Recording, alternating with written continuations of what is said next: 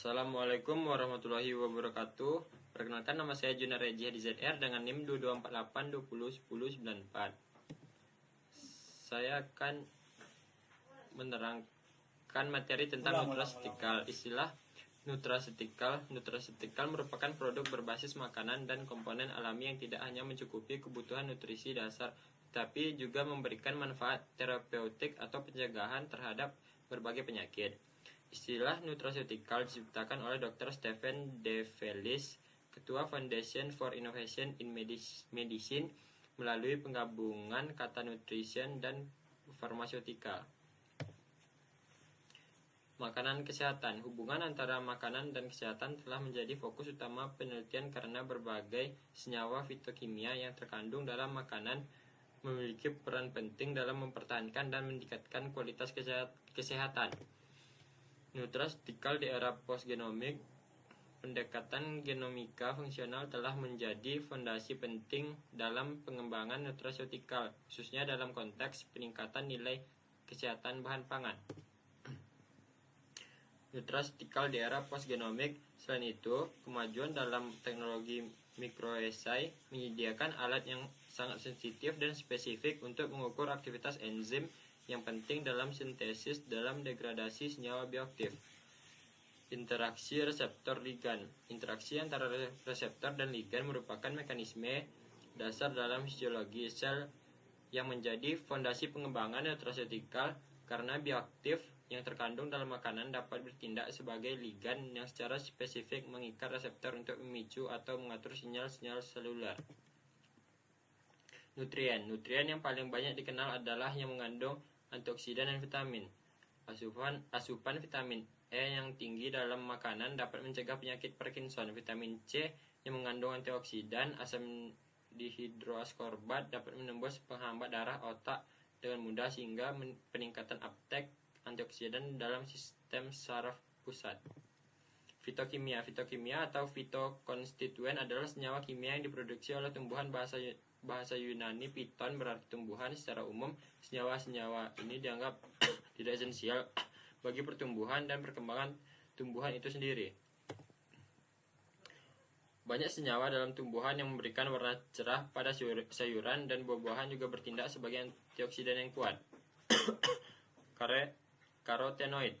Secara kimiawi, karotenoid merupakan senyawa isoprenoid yang memiliki rantai poliena terkonjugasi panjang yang berperan sebagai kromofor. Likopen adalah pigmen karotenoid berwarna merah cerah yang secara alami ditemukan dalam berbagai buah-buahan dan sayuran, terutama pada tomat, semangka, jambu biji merah, dan pepaya. Lutein dan laksantin adalah dua jenis karotenoid berwarna kuning yang sering ditemukan bersamaan dalam berbagai sayuran hijau gelap, buah-buahan berwarna kuning oranye, dan kuning telur. Karotenoid adalah kelompok pigmen alami yang beragam, memberikan warna kuning, oranye, hingga merah pada tumbuhan dan mikroorganisme dengan struktur kimia rantai poliena terkonjugasi yang berperan sebagai kromofor dan pusat aktivitas antioksidan. Astaxanthin sebagai anggota karotenoid yang unik dengan warna merah cerah menonjol karena struktur kimia yang khas dengan gugus keto dan hidroksil. Kerusakan bahan pangan adalah penurunan kualitas nutrisi, keamanan dan sensori, rasa, bau, tekstur, penampilan yang membuatnya tidak layak atau kurang disukai untuk dikonsumsi. Tanda-tanda kerusakan. Bahan pangan yang sudah rusak. 1. Tekstur dari keras menjadi lunak seperti kentang, wortel, dan ubi jalar. 2. Rasa menyimpang seperti sirup manis menjadi asam, minyak goreng menjadi tengik.